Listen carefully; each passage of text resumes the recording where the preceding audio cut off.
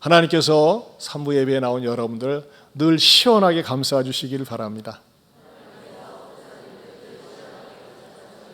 아멘. 우리 옆에 분들에게 하나님이 늘 시원하게 해주시기 바랍니다. 제가 오늘 본문을 가지고 6번 강의 설교를 했습니다. 그 6번의 강의 설교는 에티오피아의 관점에서 제가 6번에 걸쳐서 말씀을 드렸습니다. 에티오피아 내시는 말이죠, 그가 하나님을 뜨겁게 사랑하는 열정적인 예배를 가지고 예루살렘에 왔다가 그냥 돌아갔지만은 성경을 읽고 겸손한 태도를 가지고 빌립 집사를 맞아들이면서 복음을 듣고 그의 생애에서 맛볼 수 없었던 아주 감격과 기쁨을 맛보고 회심을 한 다음에 에티오피아 조국에 들어가서 자기가 받은 은혜를 내 안에서만 머물게 한 것이 아니라 생활 신앙으로 개혁과 변혁을 일으켰습니다. 여러분 아십니까? 아프리카 국가들 중에서 최초의 기독교 국가가 에티오피아가 되었었습니다. 그리고 엄청난 그 축복이 6.25 사변 때 6천 명이나 넘는 황제 친위대가 6.25 사변 때 우리나라 와서 우리를 도와줬다고. 지난주 설교 마치고 이렇게 식사를 하는데 어떤 분이 그러더라고요. 목사님이 교회 다니면 참 유식해지는 것 같아요. 에티오피아라는 나라 우리나라를 도와줬는지 어떻게 알았겠습니까? 맞습니다. 이렇게 말씀을 통해서 다양한 정보를 접하다 보니까 우리는 그러고 보면 에티오피아라는 나라에 어떻습니까? 신세를 지고 있어요. 그래서 에티오피아가 무슨 일을 만났다고 하면 과거 우리를 어려울 때 도와줬기 때문에 사랑을 베풀어 줘야 되지 않겠습니까? 이렇게 말이죠. 에티오피아 내셔는 하나님께 은혜를 받은 수혜자였습니다. 그런데 여러분, 에티오피아 내시, 우리가 말을 수혜라는 말을 많이 씁니다. 은혜를 받는다. 근데 시혜라는 말은 잘 쓰지 않죠. 근데 오늘 설교 제목이 뭡니까? 행복한 시혜자. 사도행전 강의 135번째가 되는데 이 제목이 어디서 왔느냐? 그동안에는 에티오피아 내시를 중심으로 해서 내시의 관점에서 6차례 말씀을 드렸던 거고, 오늘은 완전히 바꿔서 빌립의 관점에서 메시지를 보기 시작한 겁니다. 빌립은 어떤 사람이었느냐? 한마디로 얘기하면 행복한 시혜자였던 거예요. 먼저는 전적인 하나님의 은혜로 말미암아 에티오피아 내시가 구원을 받고 복을 받았지만 도구로 쓰임받은 사람은 누구였어요? 빌립이었습니다. 빌립은 그만큼 행복한 시혜자, 은혜를 베푸는 사람이었다. 여러분, 도움을 늘 받는 사람이 행복할까요? 도움을 주는 사람이 행복할까요? 처음에는요, 초창기에는 도움 받으면 굉장히 기분이 좋습니다. 그러나 시간이 지나고 성숙하면요, 내가 누구를 도울 수 있을 때, 베풀 수 있을 때 베푸는 기쁨, 돕는 기쁨, 섬기는 기쁨을 아십니까? 저는 저와 여러분에게 하나님께서, 저도 마찬가지고 여러분도 마찬가지고 하나님이 행복한 시혜자로 써주시기를 바랍니다. 오늘 빌립 집사를 통해서 주시는 첫 번째 진리는 뭘까요? 빌립은요, 의외로 빌립의 탁월한 침묵의 순종을 본다는 겁니다. 탁월한 침묵의 순종이 빌립에게 있었다. 자, 어떻게 해서 이 내용을 유추할 수 있을까요? 초대교회에 엄청난 핍박이 예루살렘에 일어났습니다. 그때 사도회에는 모든 사람들이 다 흩어져서 도망을 다녔었죠. 그 가운데서 빌립은 사마리아 성에 들어가서 복음을 전합니다. 그런데 복음을 전하는데 말로만 전하는 것이 아니라 그가 전하는 메시지를 더 확고하게 해주고 뒷받침해 줄 수 있는 능력이 빌립을 통해서 흘러넘쳤습니다. 그 능력이 나타나서 어떤 사역이 있었다고 말씀하고 있습니까? 사도행전 8장 5절에서 8절에서는 이렇게 말씀하고 있죠. 빌립이 같이 봅니다. 빌립이 사마리아 성에 내려가 그리스도를 백성에게 전파하니 무리가 빌립의 말도 듣고 행하는 표적도 보고 한 마음으로 그가 하는 말을 따르더라. 많은 사람에게 붙었던 더러운 귀신들이 크게 소리를 지르며 나가고 또 많은 중풍병자와 못 걷는 사람이 나으니 그 성에 큰 기쁨이 있더라. 여러분, 여기서 빌립 집사는요, 12 사도와 버금가는 그런 능력을 행하였습니다. 대단한 거죠. 사실 사도행전에 보면요, 성경에 보면 두드러지게 나타나는 사도는 베드로와 요한입니다. 그 외에는 다른 사도가 별로 이렇게 나타나지, 무슨 사역은 했겠지만 특별하게 두드러지지 않습니다. 그러나 빌립은 집사이면서도, 안수 집사이면서도 군계 일학처럼 딱 뛰어나게 그의 리더십과 말씀 가르치는 사역과 능력 사역, 마치 예수님이 하셨던 똑같은 사역과 못지않은 그 능력을 빌립을 통해서 보여주었고 사마리아에 큰 기쁨을 안겨다 주었습니다. 반면에 이 복음의 능력, 성령의 능력을 자기 자신의 명성과 사리 사역을 위해서 쓰임받기 원했던 시몬이라고 하는 인물은 점차 몰락의 길을 걷고 있는 반면에 빌립은 굉장히 우뚝 솟아서 사람들에게 존경과 사랑을 받을 그런 분위기 속에서 지금 사마리아 성 안에 분위기가 지금 이어져 가고 있어요. 그런데 뜬금없이 갑자기 그렇게 말이죠. 사마리아 성에서는 빌립이 필요하고 빌립이 많은 사역을 했고 계속 그 사역이 연결되어져야 되는데 어떤 명령이 내려지는 겁니까? 26절에 보면 주의 사자가 빌립에게 말하여 이르되 일어나서 남쪽으로 향하여 예루살렘에서 가사로 내려가는 길까지 가라 하니 그 길은 광야라. 오늘 메시지의 핵심 포인트가 여기 있습니다. 그 길은 광야라. 하다 줄을 쳐보세요. 그 길은 광야라. 사각으로 쳐도 좋습니다. 그 길은 광야라. 왜 하나님은 광야로 가라고 그랬을까요? 여러분, 광야는요, 사람이 일단 살지 않습니다. 전도는 사람이 사는 데 가야 되거든요. 사람이 안 살아요. 무서운 곳입니다. 낮에는 너무너무 덥고 밤에는 춥고.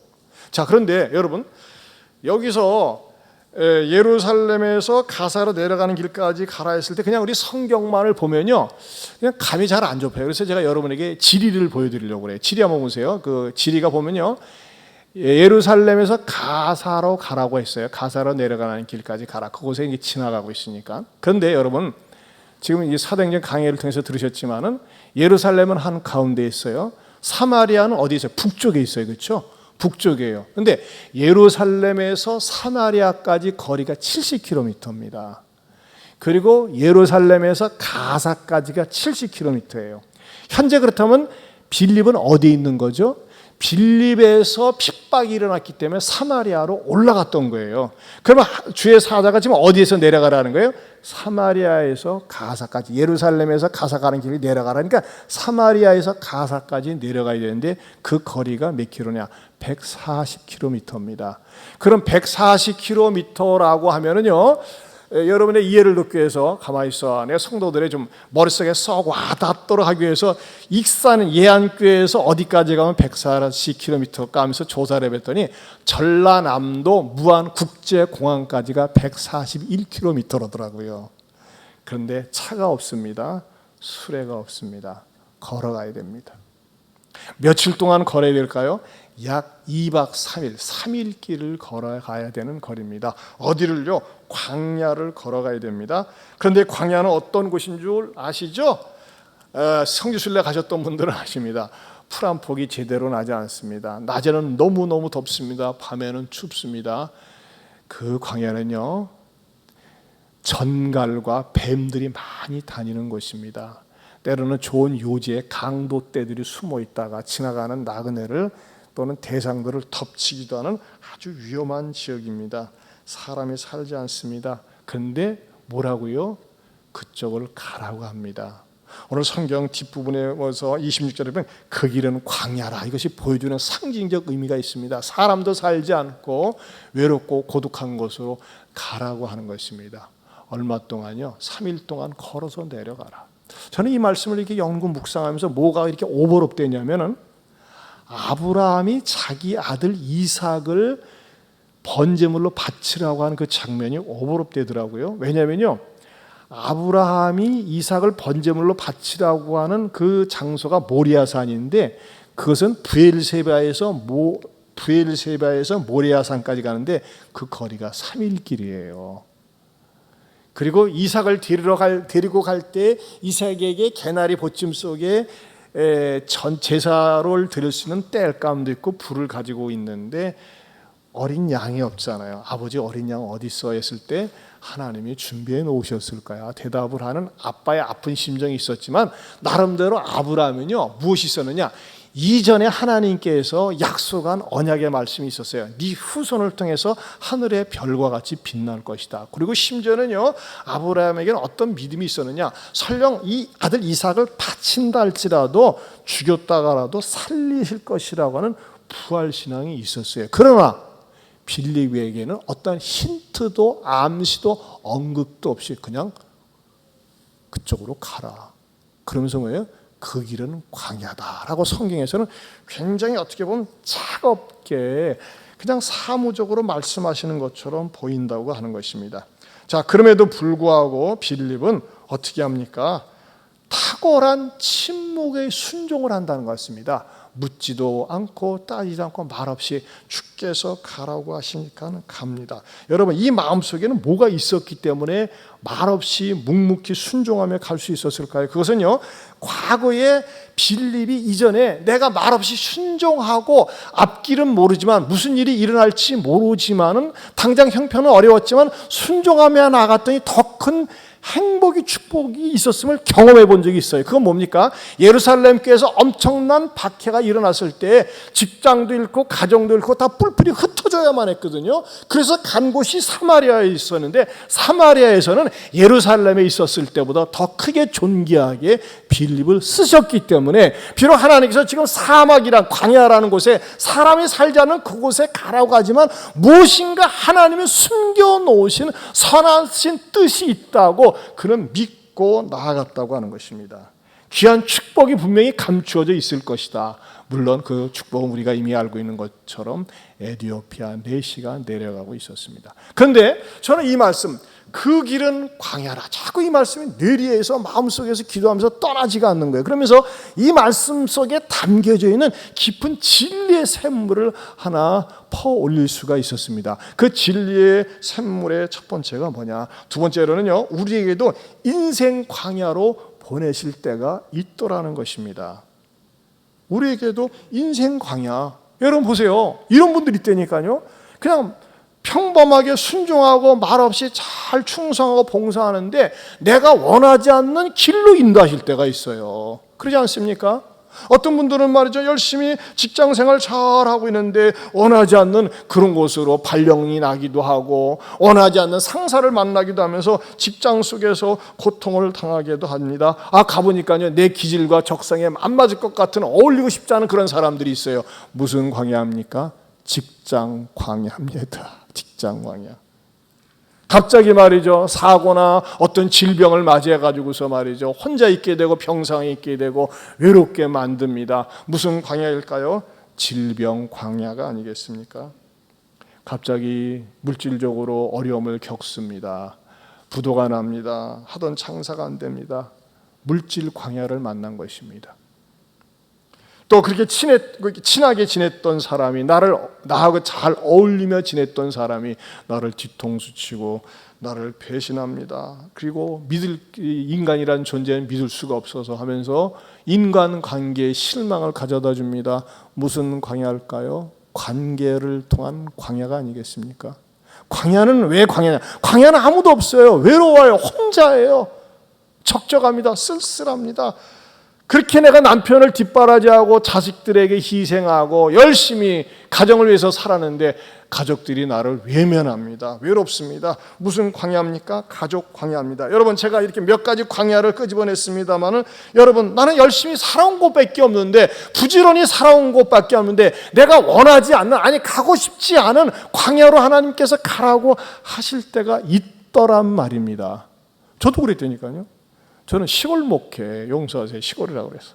시골은 제가 옛날 25년 전에 서울에 살 때는 시골에 내려와서 익산이라는 곳에 내려와서 목회하리라고 한 털끝만큼도 손끝만큼도 생각해 본 적이 없습니다. 그런데 하나님이 익산이라는 광야로 딱 보내셨습니다. 그런데 이 광야를 체험하고 나니까 어떤 일이 있습니까? 이 광야 속에서 체험할 수 있는 게 무엇일까요? 여러분 광야 속에 들어가면요 의지할 수 있는 게 아무것도 없습니다. 광야 속에서는요 두려움과 무서움만 있습니다. 언제 전갈이 내 발을 물지 몰라요. 여러분 광야 속에서 불뱀 독 있지 않았습니까? 물지 않았습니까? 언제 쌓아나온 짐승들이 나를 해칠지 몰라요. 강도들이 닥칠지 몰라요. 그럼 광야 속에서 유일하게 의지할 수 있는 게 뭐예요? 하늘을 바라보고 하나님을 의지하는 겁니다. 하나님, 이 광야 속에서 내가 누구를 의지합니까? 하나님이 이 거친 쌓아온 짐승들 속에서, 이 황량한 환경 속에서 나를 지키시고 보호해 주실 분은 하나님밖에 없습니다 하면서 정말 하나님을 바라보고 의지하게 하십니다. 여러분, 일이 잘 되고 형통할 때는요, 막상 하나님을 찾아도 그래 진지함이 없습니다. 간절함이 없습니다.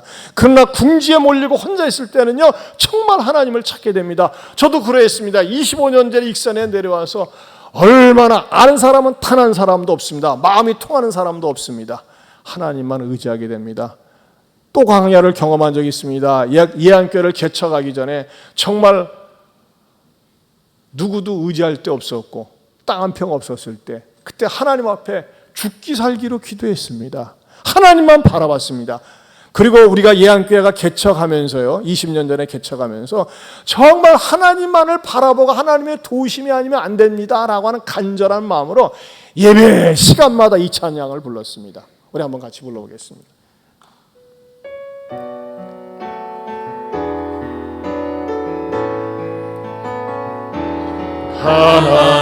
하나님의 사랑을 사모하는 자, 하나님의 평안을 바라보는 자, 너의 모든 것 창조하신 우리 주님이 너를 얼마나 사랑하시는지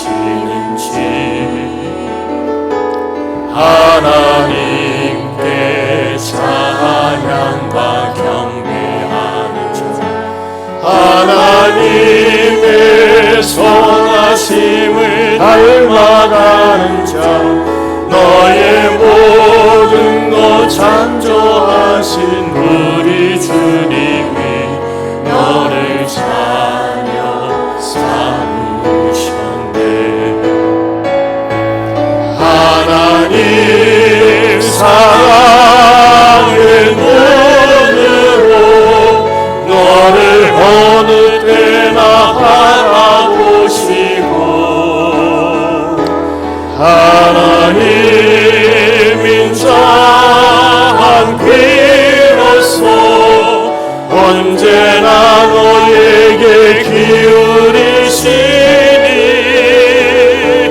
어두움에 밝은 빛이 비춰주시고 너의 작은 신음에도 응답하시니 너는 어느 곳에 있든지 주를 향하고 주만 바라보 하나님 사랑의 눈으로 하나님 사랑의 눈으로 너를 어느 때나 바라보시고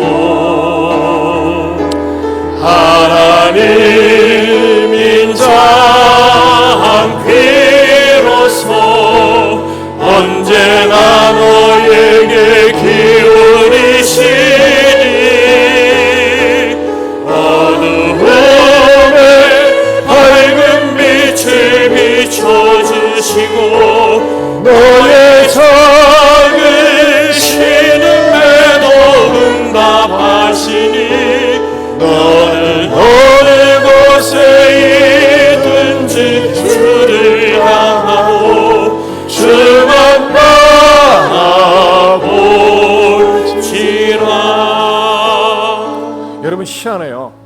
정말 주님만 바라보고 주님께 맡기고 주님께 기도하며 나갔는데 눈에는요, 앞을 봐도 옆을 봐도 뒤를 봐도 아무것도 보이는 게 없었는데 하나님께서 보이도록 길을 열어주시더라고요. 마치 무엇처럼요, 광야길을 묵묵히 침묵하면서 하나님 이 밤 어떻게 지냅니까? 어제 하나님만 바라보면서 나갔던 빌립에게 에디오피아 내시가 2박 3일 지난 다음에 딱 지나갈 수 있도록 보여주신 것처럼 저도 처음에 익산에 내려와서는 두렵고 떨리는 마음이 있었는데 시간이 지나면서 이렇게 여러분들 같이 존귀한 분들을 만나게 해주시고 보여주셨습니다. 여러분 그래요. 광야 보내는 거, 광야에 들어가는 거 절대 나쁜 거 아닙니다. 왜 또 하나님께서 우리들로 하여금 광야를 체험하게 하시는 줄 알아요? 세 번째로는 겸손하게 하기 위해서 광야로 보내십니다. 여러분 광야에서는 겸손하지 않을 수가 없어요. 신명기 8장 2절 말씀을 보겠습니다. 같이 읽어봅니다. 시작. 내 하나님 여호와께서 이 40년 동안에 내게 광야길을 걷게 하신 것을 뭐하라? 기억하라.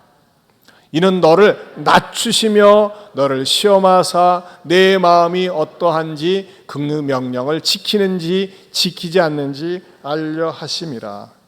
여러분 만약에 빌립이 그냥 막 인기가 폭발 아니겠습니까? 필립이 가는데 능력이 나타나고 뭐 의사가 필요 없잖아요. 모든 병자도 다 고침받고 귀신도 나가고 얼마나 좋습니까? 근데 만약에 필립이 계속 남아 있었다면 아마도 필립도 그의 본성에 충동을 내가 집사인데도 이렇게 쓰임받네, 잡사가 아니라 집사로 쓰임받네 하면서 말이죠, 우쭐해가지고 교만해질 수 있다는 것입니다. 그 영광을 누리면서. 근데 어떻게 해요? 순간에 탁 꺾어버리고 광야로 가. 뭐예요? 겸손하지 않을 수가 없죠. 여러분 이거 아십니까? 하나님 앞에서는 탁월한 능력을 발휘하고 유명세를 날리고 그냥 높아지는 것보다는 항상 하나님이 가까이 하고 싶고 하나님이 찾고 싶은 사람은 마음이 낮은 사람입니다. 겸손한 사람입니다. 여러분 겸손은 하나님과 가까이 나가는 지름길입니다. 그러나 교만은요 하나님 앞에 매맞는 길입니다. 교만한 사람은요 남을 정죄하기 좋아합니다. 교만한 사람은 원망하기 좋아합니다. 어떤 사람이 교만합니까? 처음에는 어려웠을 때는 잘 감당했는데 어느 순간에 지위가 상승이 되었어요. 먹고 마시고 편해졌어요. 그러면요 계속 더 편한 걸 찾다가 마음에 안 듦을 원망 불평하고 망합니다. 여러분 보세요. 이스라엘 백성들이 430년 동안 애굽에서 노예 생활을 하고 10가지 재앙을 직접 두 눈으로 목격하면서 애굽을 탈출합니다. 그리고 막상 어디에 부딪혔죠? 홍해 앞바다에 부딪혔을 때 하나님께서는요 모세에게 능력의 지팡이 손을 들어가지고서 홍해가 쫙 갈라지게 됩니다. 저는 그 장면을 이렇게 연상 묵상하면서 진짜 스릴이 넘치더군요. 왜? 출애굽기 14장 21절에서 22절 이렇게 말씀하고 있습니다. 시작. 모세가 바다 위로 손을 내밀매 여호와께서 큰 동풍이 밤새도록 바닷물을 물러가게 하시니 물이 갈라져 바다가 마른 땅이 된지라. 이스라엘 자손이 바다 가운데를 육지로 걸어가고 물은 그들이 좌우에 뭐가 되니? 벽이 되니. 여러분 물이 벽이 될 수 있습니까? 여러분 이 세상에 존재하는 물질은요 고체 아니면 기체 아니면 액체 아닙니까? 물이 벽이 되기 위해서는 뭐가 될까요? 고체가 되어야 됩니다. 고체가 되려면 어떻게 될까요? 물이 벽이 되죠. 쫙 갈라지면서. 그 대신에 이스라엘 백성들이 홍해 바다를 딱 지나가는 순간에 뭐가 될까요? 다 동태가 되죠. 냉동인간 되지 않겠어요? 전부 다 그 어마무지한 그 바다가 고체가 되니까는. 근데 뭐예요? 땅바닥에 짚어가면 안 되잖아요. 짚어가면 넘어지고 빠질 수 있으니까 갯벌 체험해봤잖아요. 땅은 말이죠 완전히 말라가지고 아주 그냥 그러니까 딱딱한 아스팔트 이상으로 이스라엘 백성이 지나가기 좋은 그런 환경 아니겠어요? 근데 물이 고체가 아니라 액체입니다. 물이 섰어요. 벽이 되는 거예요. 여러분 여기에서 응용돼서 나온 게 뭡니까? 분수입니다. 분수는 씁니다. 유일하게. 그렇지 않습니까? 분수는 뭐 때문에 서는 거예요? 전력의 힘에 의해서 서는 거죠. 전기의 힘에 의해서. 그렇다면 바닷물이 서게 된 건 뭘까요? 성령입니다. 성령의 능력으로 말미암아 바닷물이 서게 된 거예요. 자, 이런 어마무지한 거, 저는 이런 생각도 해봤어요. 이스라엘 백성들이 홍해를 지나갈 때 그냥 지나갔겠는가? 저 같으면 저도 좀 짓궂은 데가 있어가지고 바닷속에다 손가락 싹 집어넣어가지고 몸에 바다가 서네. 이런 상상 해볼 만하지 않습니까? 아무튼 뭐예요? 특이하고 독특하고 신비한 체험을 했던 이스라엘 백성들입니다. 어마무지한 축복을 맛보았습니다. 그런데 광야에서 그들이 다 죽습니다. 60만 명이 다 죽습니다. 왜 죽습니까? 축복과 행복이 쌓이다 보니까 조금만 불편하면 원망했습니다. 조금만 귀찮으면 죄를 졌습니다. 축복에 쌓이다 보니까 그것이 부패해가지고 원망하다가 광야에서 다 죽었어요. 그러나 놀라운 사실은요, 그 1세대는 그들이 누렸던 축복에 너무나 감지덕지하면서 충분히 살 수 있는데도 불구하고 조금 불편하니까, 조금 어려우니까 원망하다가 죄다 죽었는데, 그것을 보고 자랐던 광야 세대는 다 가나안 땅에 들어갔어요. 원망 불평하다가 저렇게 죽는구나. 광야 체험을 충분히 했습니다. 그러고 난 다음에 뭐예요? 가나안 땅에 진입했어요. 여러분, 광야 체험은요, 우리 인생에 있어서 그리스도인들에게서 얼마나 필요한 체험인지 모릅니다. 여러분, 사울은 처음에는 겸손했지만 시간이 지나면서 왕이라고 하는 그 왕자에서 축복을 누리다가 마음에 안 들면 남정죄하고 미워하다가 사울은 비참하게 죽었어요. 그러나 다윗은 보세요. 다윗은 그가 17살 나이에 어떻게 해요? 이스라엘의 구국 영웅이 됩니다. 하지만 그에게 따른 것은 인생 광야였어요. 가족 광야. 사위되는 아버지가 끊임없이 미워하고 죽이려고 하니까 그것을 견디면서 낮아지고 겸손해져서 여호와는 나의 목자신 내가 부족함이 없습니다. 하나님만 바라보면서 쓰임받는 그런 상황이 되지 않습니까? 사랑하는 성도 여러분, 여러분들에게 내가 원치 않게 왜 이런 광야가 있지? 어려움을 광야로 대입시켜 보세요. 물질, 질병, 관계, 가족, 이런 광야가 있을 수 있어요. 그래서 이런 광야 속에서 사람 바라보지 마세요. 사람 너무 의존하지 마세요. 여러분, 우리는 지금요, 인류 역사상 한 번도 경험해 보지 못한 코로나 광야를 지나가고 있습니다. 눈에 띄는 사람마다 전부 마스크를 하고 다닙니다. 마스크를 안 하면 이상한 사람이 됐어요. 왜 그럴까요? 떠들지 말라 이거예요. 말 많이 하지 말라고. 입 다물고 하나님만 바라보라고 하는 이런 어떤 상징성이 있지 않나 생각이 됩니다. 이 어려운 때, 이 광야를 지날 때 어떻게 됩니까? 하나님을 바라보고 하나님만이 나의 구원이십니다. 도움이십니다. 나의 모든 것이 되십니다. 나는 아무것도 아닙니다. 라고 할 때 하나님께서는요, 이런 광야를 통과하는 나를 갖다가 더욱더 존귀하게 쓰신다는 것입니다. 광야는 나를 겸손하게 만듭니다. 광야는 나를 하나님만 더 의지하게 만듭니다. 이런 축복이 있기를 축원합니다. 그러고 난 다음에 어떤 일이 일어납니까? 네 번째는 담대한 용기가 생겼습니다. 빌립은 광야를 지나가면서 맞아, 내가 사마리아 성에서 기가 막히게 쓰임받은 거 잊어버려야지. 하나님의 도우심이 아니면 안 되지. 이 광야길을 2박 3일 동안 지낼 때 나 같은 존재, 하나님이 만약에 나를 도와주지 않으면 전갈에 물리거나 불병에 물릴 수 있는데 하나님 도와주세요. 하나님을 의지합니다. 겸손해집니다. 그러면서 나아갔더니 뭐가 있어요? 어머나, 저쪽에 수많은 물이, 그러나 고급 물이, 에티오피아 내시가 수행원과 경호원과 더불어서 한 200명이 가는데 거창해요. 근데 저는 이런 생각을 해보세요. 그 빌립이 처음부터 다짜고짜로 가서 옆에 달라붙어가지고, 여러분 보세요. 그러지 않았습니까? 29절 30절에 보면 성령이 빌립더러 이르시되 이 수레로 가까이 나가라 하시거늘 빌립이 달려가서 선지자 이사야 그린 것을 듣고 말하되 읽는 것을 깨달았냐. 다짜고짜로 이렇게 했겠습니까? 아니에요. 제가 생각할 때 여기서 절차를 뺐어요. 보니까요, 여러분 생각을 해서 고관 대적을 누가 쉽게 만나줍니까? 따라가는 거죠. 이렇게 따라가다가 옆에 이제 경호원한테 지금 어디 갔다 오십니까? 예, 우리 어르신께서 저 예루살렘에 예배드리고 가는 길입니다. 근데 멀찌감치 보니까 수리 안에서 이러고 있어요. 뭐 하시는 거죠? 네, 저 어르신은요 평소에 성경을 읽고 있습니다. 그러세요? 그럼 제가 어르신한테 저 고관 나리한테 가서 이렇게 얘기를 좀 나누고 싶은데 좀 자리를 마련해 줄 수 있겠습니까? 그럼 그러시죠. 이렇게 절차를 밟아가지고 수레 옆에 딱 갔더니 뭐예요? 성경을 읽고 있는 거예요. 그러다 보니까 뭐예요?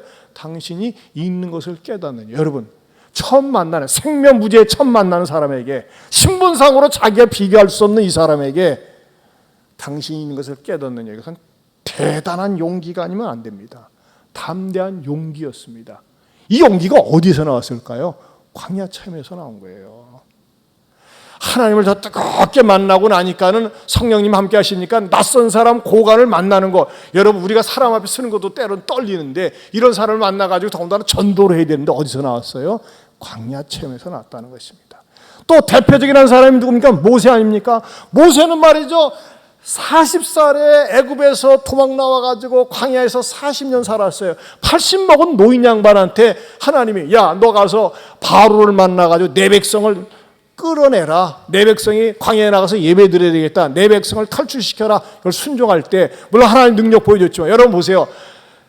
애굽왕 바로를 만나서 할아버지가 내 백성 이스라엘 백성을 내가 나가서 뭐 끌고 나가고 싶습니다. 이게 쉽습니까? 그러나 그의 내공이 어디서 생겼어요? 40년 광야 체험에서 하나님을 바라보고 의지하면서 당당하게 설 수 있었던 것이 광야 체험이었다고 하는 것입니다. 여러분, 오늘 저는 여러분들이, 저와 여러분, 제가 일주일 내내 그 길은 광야라, 떠나지가 않는 거예요. 마찬가지로 여러분의 의식과 생각 속에서도 내 길이 광야라면은, 내가 광야 속에 던져졌다면, 광야 길을 걷고 있다면, 나로 하여금 하나님만 바라보게 하시고 나를 낮추시고 겸손케 하시는 그 광야 속에 던져 넣으신 하나님의 뜻을 헤아릴 수 있기를 바랍니다. 그러면서 어떤 일이 일어날까요? 담대함이 생깁니다. 저도 예안교회를 개척하면서 하나님이 광야 체험을 하게 하셨어요. 인간을 통한 광야 체험, 물질을 통한 여러 가지 광야 체험을 하게 하신 다음에 주시는 건 뭘까요? 담대함이 생겨요. 사람이 두렵지가 않아요. 사람이 무섭지가 않아요. 내가 무섭고 두려워야 될 분은 하나님밖에 안 계시더라고요. 하나님을 의식하면서 목회하고 싶더라고요. 사랑하는 성도 여러분, 저는 저와 여러분들이 코람되어 늘 하나님을 의식하고 하나님을 두려워하면서 주여 나밖에는 주만 바라봅니다. 주님밖에 없습니다. 이런 마음을 가지고 하나님을 두려워하는 사람은 사람이 두렵지가 않습니다. 이런 은혜가 있기를 축원합니다. 담대함이 생기는 거예요. 코로나 아니라 뭐라도 말이죠. 담대함이 생기는 겁니다. 그러면서 이 빌립은 그가 광야 체험을 하고 담대한 용기를 가지고 마지막에는 뭘 했습니까? 5번째, 생명 있는 복음을 전했습니다. 생명 있는 복음. 그가 술에 올라타서 어떻게 합니까? 35절을 보겠습니다. 시작. 빌립이 입을 열어 이 글에서 시작하여 예수를 가르쳐 복음을 전하니. 여러분, 늘 말씀드리지만 내가 물질적으로 어려울 때 물질적으로 도와준 사람 고맙습니다. 그러나 시간이 지나서 갚을 수도 있고 또는 잊어버릴 수도 있어요. 네, 여러분, 평생 잊지 못할 시혜자가 될 수 있는 것은 무엇일까요? 복음을 전하는 것입니다. 이 빌립은 복음을 전했잖아요. 여러분, 저와 여러분도 어떤 환경, 어떤 처지에 있든지 간에 나에게 기회가 주어졌을 때 때를 얻든지 못 얻든지 내가 믿고 있는 예수님 복음을 전할 수 있는 복음의 시혜자, 행복한 시혜자가 될 수 있기를 축원합니다. 제가 여러분 그래서 잊어버릴 만하면 또 말씀을 드려요. 여러분, 복음을 복잡하게 내가 어떻게 전도를 하지? 여러분, 어렵지 않습니다. 복음의 오영리. 따라서 복음의 오영리, 구원의 오영리. 그게 뭐라고 했어요? 죄죽 사부영. 죄죽이 뭐예요? 번죽 기억나잖아요. 죄죽. 죄죽이 뭡니까? 죄는 뭐예요? 인간은 죄인입니다라는 겁니다. 단도직입적으로 해야 돼요. 인간은 선하지 않습니다. 죄인입니다. 왜 아기들도 어려서부터 죄를 짓습니까? 죄인으로 태어났기 때문에 죄를 짓습니다. 죄를 가르쳐주지 않았는데도 죄를 짓습니다. 왜? 뿌리가 죄인이기 때문에 그렇습니다. 죄인으로 태어난 이상 죄를 짓습니다. 그리고 죄 가운데서도 가장 악랄하고 무서운 죄가 무슨 죄일까요? 그것은 하나님을 믿지 않는 죄입니다. 하나님을 떠나서 한 죄, 그게 죄입니다. 그 죄 때문에 뭐가 왔어요? 죽음이 왔어요. 죽음은 세 종류의 죽음이 있다고 그랬죠. 육적인 죽음, 영적인 죽음, 영원한 죽음이 있습니다. 육신의 죽음 끝나면, 죽고 나면 끝나는 것이 아닙니다. 살아있을 때 하나님을 믿지 못하면 영적인 죽음이 찾아오고 그 영적인 죽음을 가지고 이 땅에 살다가 죽으면 영원한 죽음, 영원히 하나님으로부터 단절되는 영원한 죽음이 기다리고 있다는 것입니다. 근데 우리 하나님께서는 뭐예요? 우리 인간이 죄 가운데 살다가 죄 가운데서 죽는 모습을 너무나 안타까워하셔서 죄죽 사모예요. 너무너무 세상을 사랑하셔서 하나님의 아들 예수님을 보내주셨다고 하는 것입니다. 누구로 보내주셨어요? 구원자로 보내주셨어요. 그래서 예수님을 믿으면 아무리 죄가 크든지 아무리 적든지 죄의 무게와 상관없이 예수님을 구세주로 모셔드리는 사람들에게는 하나님께서 영생을 선물로 주십니다. 죄죽 사부. 부는 뭐예요? 부는 우리들에게 영원한 소망을 주셨습니다. 그건 뭐죠? 부활입니다. 이 세상의 모든 종교는 똑같습니다. 그러나 기독교는 종교가 아닙니다. 기독교는 생명의 시작입니다. 생명의 출발입니다. 생명의 영원한 공급처입니다. 모든 교주는 죽음에서 끝이 납니다. 그러나 예수님은 죽음을 정복하고 3일 만에 부활하셨습니다. 그래서 그 예수님을 믿게 되면 우리가 영원히 살 수 있는 산소망이 생기는 것입니다. 죄죽 사부. 죄인입니다. 따라서 인간은 죄인입니다. 죄 때문에 죽습니다. 하나님은 우리를 사랑하십니다. 예수님은 부활하셨습니다. 우리도 영원히 부활하게 됩니다. 자, 이 진리를 갖다가 받아들이겠습니까? 우리가 여러분이 믿겠습니까? 하면 좀 어려워요. 이해하십니까? 받아들이겠습니까? 받아들인다는 건 뭐예요? 제죽사부 영접한다는 거예요. 영접한다는 건 무슨 뜻이에요? 웰컴, 환영한다는 거예요. 당신이 내가 방금 전한 진리에 대해서 거부하지 않고 환영하시겠습니까? 그렇다면 예수님을 믿을 수가 있습니다. 여러분들이 이 내용을 여러분들의 마음속에 숙지하고 담고 있으면서 내 삶 속에 간증과 같이 이것을 엮어가지고서 복음을 전할 때 어떻게 돼요? 네시와 같은, 에디오피아 네시와 같은 제2, 제3의 인물이 나올 수 있는 것이고, 저와 여러분들은 다른 사람을 행복하게 만들어주는 행복의 시혜자가 될 수 있습니다. 어떻습니까? 기도하겠습니다. 하나님 아버지 감사합니다. 우리 모두가 예수님 때문에 행복하게 되었는데 이 행복을 나 혼자만 받아서 누리는 행복의 수혜자가 되는 것이 아니라 내가 들은 복음, 내가 깨달은 복음을 나누어주고 베풀어주는 행복의 시혜자도 되게 하여 주시옵소서. 예수님 이름으로 기도하옵나이다. 아멘. 여러분 주신 말씀 생각하면서 우리 아까 부른 찬양 주만 바라볼지라 우리 한번 이 찬양 부르고 마치도록 하겠습니다. 우리 다 같이 일어서서 부르실까요?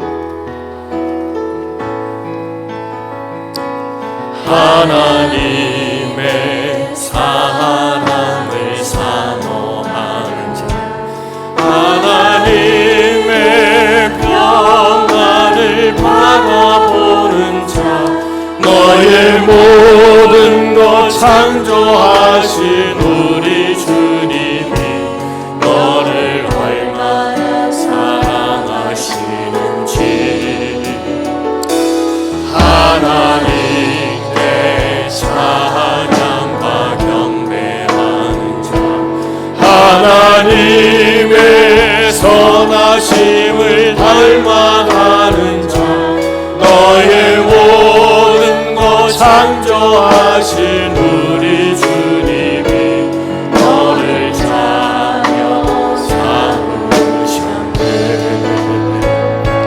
하나님 사랑의 눈으로 너를 어느 때나 바라보시고 하나님인 자 비로소 언제나 너에게 기울이시니 어두움에 밝은 빛을 비춰주시고 너의 작은 신음에도 응답하시니 너는 어느 곳에 있든지 주를 향하고 주만 바라보 하나님 사랑의 눈으로 하나님 사랑의 눈으로 너를 어느 때나 바라보시고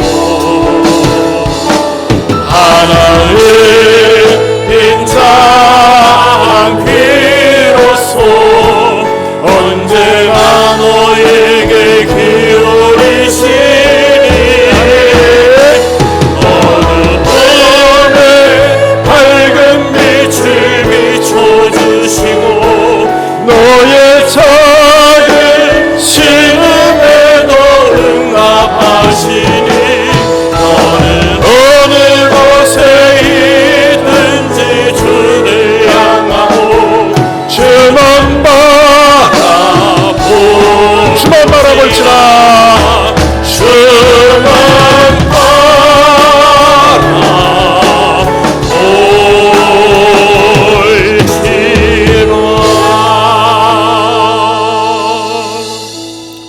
하나님 아버지 감사합니다.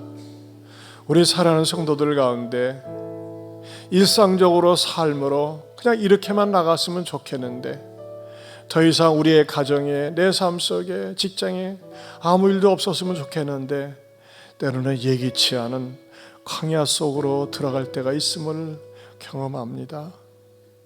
주여, 우리 사랑하는 성도들 가운데 질병의 광야, 물질의 광야, 인간관계의 광야, 남편과의 광야, 아내와의 광야, 자녀들의 광야 속에서 힘들고 외롭고 쓸쓸해하고 눈물 짓는 분들이 있습니까? 주님, 이 광야 속에서 절대 포기하지 말게 하여 주시옵소서. 이럴 때일수록 주만 바라보게 하여 주시옵소서. 이 광야 속에서 더 나아지고 겸손해지게 하여 주시옵소서.